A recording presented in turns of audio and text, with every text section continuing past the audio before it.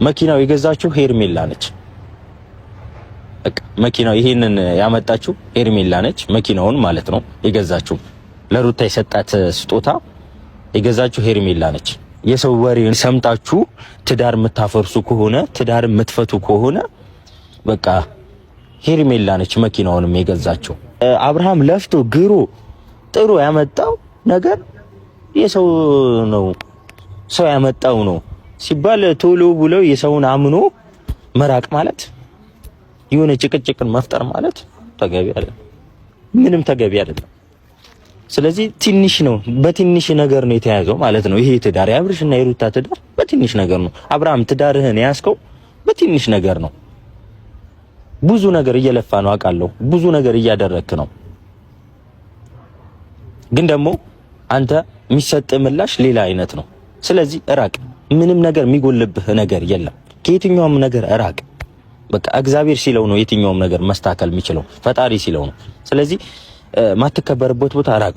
በቃ ለፍተህ ግረህ ጥረህ ያመጣኸው ነገር ምንም መስሎ ካልታያቸው እራቅ። በቃ የምሬን ነው። እንደዚህ ለፍተህ አንገትህን ደፍተህ ተጨንቀህ ተጠበህ ያመጣኸው ነገር ማይሆን ነገር ነው፣ የሰው ነገር ነው ስትባል ይከብዳል። ስለዚህ እንደ ጓደኛ ስመክር ማለት ነው እስከዛሬ እንደዚህ አይነት ምክር መክሬም አላውቅም። ታረቅ፣ አጠገቡ አሁን ብዙ ነገር አድግ፣ እንደዚህ ተንከባከብ፣ ነገ ሌላ ቀን ነው ምናምን ስል ነው የሰማኸኝ። አሁን ግን ማለት ነው ማትከበርበት፣ ማትወደድበት፣ ማትፈቀርበት፣ ክብር ማይሰጥ ቦታ ራቅ። ይሄን ነው ልልህ የምችለው። ማትከበርበት ምንም ቦታ ምንም አታረግ። ሰው ሲወድህና ሲያከብርህ ብቻ ነው አጠገቡ ልትሆን የምችለው። ሲያንቋሽሽህ የሆነ የማይሆን ነገሮች ሲሉ አይደለም አጠገቡ ልትሆን የምችለው። ስለዚህ ማትከበርበት፣ ማትወደድበት፣ ማትፈቀርበት ቦታ ላይ አትሁን፣ ይቅርብህ። እኔ ብዙ ቀን አይቻለሁ። ብዙ ቀንም እሷን ለማስደሰት ብዙ ነገር ስታደርግ አይቻለሁ። ግን ደግሞ በምላሹ የተሰጠ ምላሽ የማይሆን ነገር ነው። ክብርህን ዝቅ የሚያደርግ ነገር፣ መንቋሸሽ፣ ብዙ ነገር ነው እየተደረገብህ ያለው ነገር። ስለዚህ አቁም በቃ። ማትከበርበት ቦታ ምን ታደርጋለህ? አንተ የተሰጠህ ቦታ እኛ ምን ሰጠህ፣ ሌላም ሰው የሚሰጥህ ቦታ ትልቅ ነው። ስለዚህ የምትከበርበትና የምትወደድበት የምትፈቀርበት ቦታ ላይ ብቻ ነው መሆን ያለብህ። የምትቋሸሽበት የምትሰደብበት ቦታ ላይ መሆን የለብህ። በቃ መኪና ገዝተሃል፣ ወርቅ ገዝተሃል፣ ከዛም በላይ ብዙ ነገር አድርገሃል፣ ብዙ ሚቶች ነገሮች ትተሃል። ግን ደግሞ በምላሹ ሌላ ነገር ነው የተሰጠ። ስለዚህ ማትወደድበት ማትፈቀርበት ቦታ ላይ ምን ታደርጋለህ? በቃ ራቅ። እና ደግሞ ትዳር በሰው ወሬ የሚፈርስ ከሆነ መኪና ስጦታ የተሰጣት ሄርሜላ ነች የገዛችው። ይሄ መኪና የተገዛው ሄርሜላ ነች ገዝታ የሰጠችው። ይሄናል ዝም ብሎ የተመሰረተ ትዳር ነው ማለት ነው። በሰው ወሬ የሚፈርስ ትዳር ከሆነ ዝም ብሎ ትዳር ነው ማለት ነው። ስለዚህ አብርሃም አሁንም ደጋግሜ የምነግርህ ነገር ምንም የሚጎልብህ ነገር የለም፣ ምንም የሚያጣውም ነገር የለም። ራቅ። 2 ወር 3 ወር ከየትኛውም ሰው ራቅ። ምንም የሚጎልብህ ነገር የለም። ከዛ ያንተን ዋጋ አይተው የትኛውም ሰው እንደሚመጣ እርግጠኛ ነኝ። የምሬን ነው። አንተ በጣም ትልቅ የምትከበርና የምትወደድ ሰው ነህ። የሚወድህም አለ፣ የሚያከብርህም አለ፣ ትልቅ ቦታ የሚሰጥ ሰው አለ። ከዛ ሰው ነው መሆን ያለብህ። ማንም ሰው የሚያከብረውና የሚወደው የሚፈልገው ሰው እንጂ ማያከብረው የሚያቋሽሸው ቦታ ማይሰጠው ሰው ጋር መሆን አይፈልግም። ስለዚህ አብርሃም እየተካሄደብህ ያለው ነገር ሰው ክብር እየሰጠ አይደለም፣ እየወደዱ አይደለም፣ እያፈቀሩም አይደለም እና ጥሩም ስም እየሰጡ አይደለም። ስለዚህ መዋደድ የሚኖረው ስትከባበር ነው። ክብር ይቀድማል። ክብር የሌለበት ፍቅር ምንም ደስ አይልም። በቃ ሁሉ ነገር ትተህ ወደ ራስህ ተመለስና የትኛውም ነገር ተው። በቃ አንተ ለፍተህ ጥረህ ግረህ ብዙ ነገር አድርገህ ያመጣኸው ነገር በሌላም እየተረጎመብህ ከሆነ ምን ታረጋለህ? ምንም አታረግም። ስለዚህ ከየትኛውም ነገር መራቅ አለብህ። እንደ ጓደኛ ነው የምመክርህ። በቃ እንደዚህ ነግሬህ አላቅም፣ በአደባባይም ወጥቼ አውርቼ አላቅም። ነገሮች ይስተካከላሉ፣ አይዞ ታገስ ብዬ ልምከርህ እንጂ እንደዚህ አውርቼ አላቅም። ግን ደግሞ አሁን በዛ። በቃ እኔ አንተ ስቃይ አንተ መጎዳት ምናምን ደስ ስለማይለኝ ይሄ ነገር መብቃት ስላለበት ስለዚህ አቁም በቃ የምትደሰትበትና ደስተኛ የምትሆንበት የምትከበርበት ሰው የሚያከብርህ የሚወድህ የሚያፈቅርህ ቦታ ላይ ብቻ ነው መሆን ያለበት። የሚገባ እንደዛ ነው አይነት ሰው ነው። እና ደግሞ ትዳር እንደዚህ አይደለም። ትዳር ማለት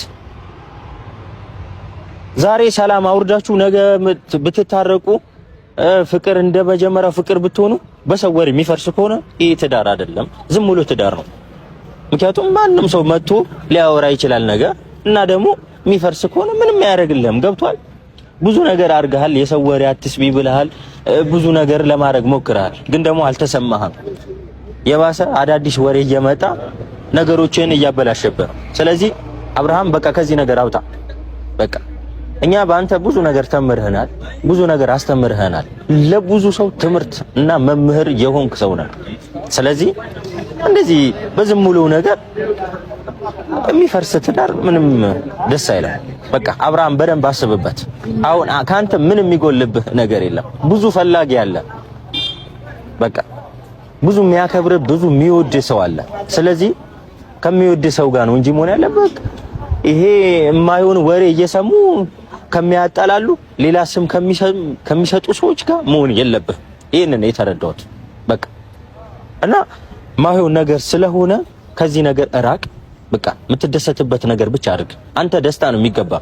መሰቃየት ተሰቃየ። ብዙ ጊዜ ካየው ተንገላታ። ሰውን ለማስደሰት ብዙ ነገር እያረክ ነው። ትልልቅ ስጦታ እየገዛ እየመጣ ነው። ትልልቅ ነገሮችን ተጨንቀ እያረክ ነው። ሚስትህን ለማስደሰት ማለት ነው። ግን እየተተረጎመብህ ያለው በመልሱ እየተሰጠ ያለው ነገር ተገቢ አይደለም። በቃ እኔ ዛሬ እልህኛ ሆኜ ምናምን ተናድጄ ነው የመጣሁት። ምክንያቱም በሚደረግብህ ነገር ማለት ነው። አንተ እንደዚህ መናገር ምናምን ከብዶ አይደለም፣ ግን መናገር ስለማችል ነው። እኔ መናገር እችላለሁ ብዬ ሳይሆን ግን ደግሞ ሲበዛ የትኛውም ነገር መቋቋም ያቅታል። ስለዚህ የማትከበርበት ቦታ ቁም። በቃ አትሁን። ጊዜንም አታበክር። በቃ ብዙ ነገር ለማድረግ እየሞከርክ ብዙ ነገር እየተበላሸብህ ነው።